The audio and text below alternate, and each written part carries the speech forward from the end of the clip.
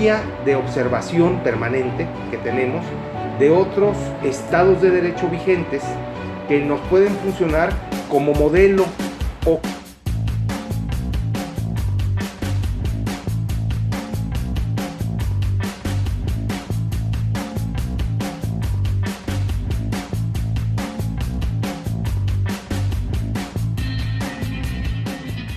Estimados amigos, soy Rodolfo Guerrero Martínez. En el marco de la División de Estudios Jurídicos estamos llevando a cabo el conocimiento de quienes llevan a cabo una ardua labor como jefes de departamento, en este caso el que es encargado del Departamento de Disciplinas Afines al Derecho, quien nos ha concedido el día de hoy estar en su oficina y preguntarle respecto a su amplia trayectoria académica y a su vez sobre la materia la cual ha impartido bastantes años y nos hablará respecto del derecho constitucional. El doctor Carlos Ramiro Ruiz Moreno. Doctor Rodolfo, muy buenos días. Muchas gracias Bienvenido. por darnos este espacio. Bienvenido. Y bueno, la primera aclaración, el departamento oficialmente se llama, en términos de la normativa universitaria vigente, Departamento de Disciplinas sobre el Derecho. Sobre el derecho. Todo lo demás, bueno, han reconocido muchos que son disciplinas afines al derecho, disciplinas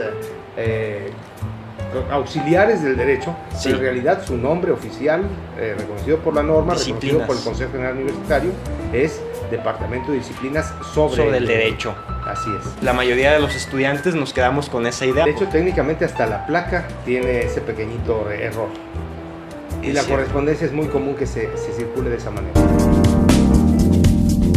¿Qué representa el derecho constitucional para un estudiante que apenas incursiona sobre el marco jurídico? Yo tendría que decir, todas las unidades de aprendizaje, todas las asignaturas, así reconocidas por profesores y alumnos que concurren al desarrollo del plan de estudios de la carrera de abogado, son muy importantes en el proceso de formación de cada uno de nuestros individuos.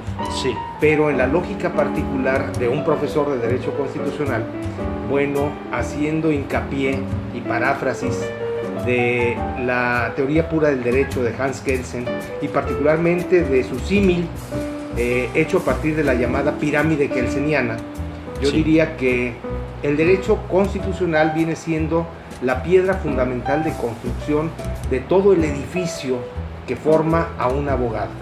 Sí. En esta lógica, el principio de supremacía constitucional contenido por el artículo 133 de la propia Constitución Política de los Estados Unidos Mexicanos nos deja testimonio de cómo todas las leyes secundarias, incluso las constituciones de los estados, que en términos de la teoría de la cosoberanía fueron fundamentales para poder aprobar el primer texto constitucional, el de 1824, pues en esa lógica es fundamental este derecho constitucional para construir, uno, la jerarquía normativa, dos, la normativa propia de la federación, los estados y los municipios, y tres, en su conjunto, la elaboración, el mantenimiento, la permanencia y la salud, sobre todo, del llamado Estado de Derecho. Es importante que todos los estudiantes que tenemos el gusto de que observen este apartado entiendan que incursiona precisamente con esta línea de tiempo y de evolución. En lo que concierne a las fuentes que uno aprende en introducción al estudio del derecho,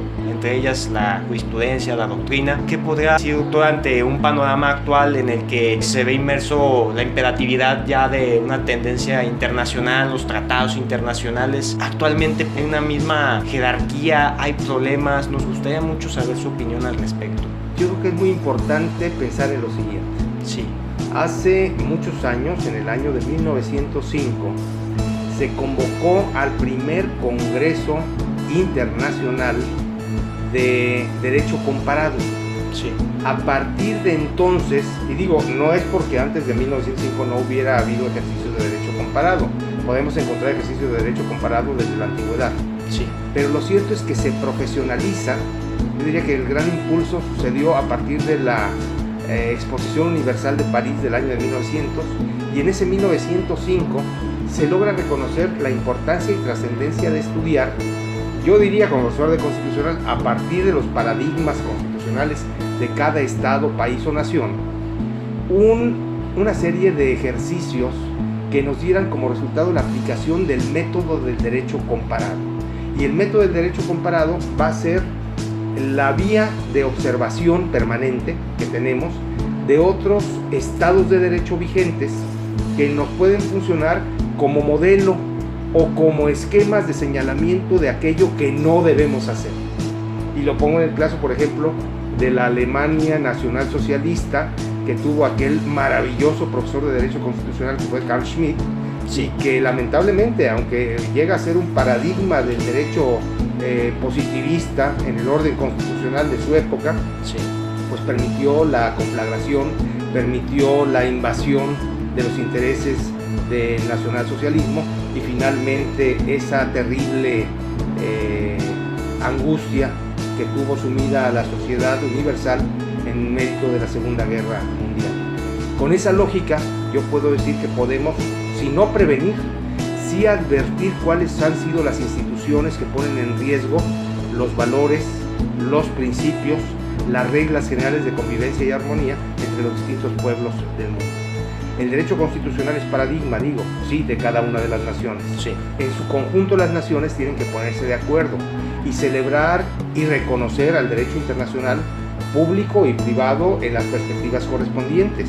Pero esa observación permanente, ese mantenimiento de los valores, ese reconocimiento de las fuentes primigenias de la construcción del derecho, particularmente del derecho constitucional, nos van a dar a nosotros la posibilidad de actualizar sin destruir lo que hemos avanzado, conservar lo que ha sido productivo y reconocer y definitivamente echar para atrás aquello que nos ha perjudicado. Por supuesto, es ahí que pues radica el mismo objetivo medular que tiene esta materia y su evolución y la trascendencia que tiene entender este aspecto.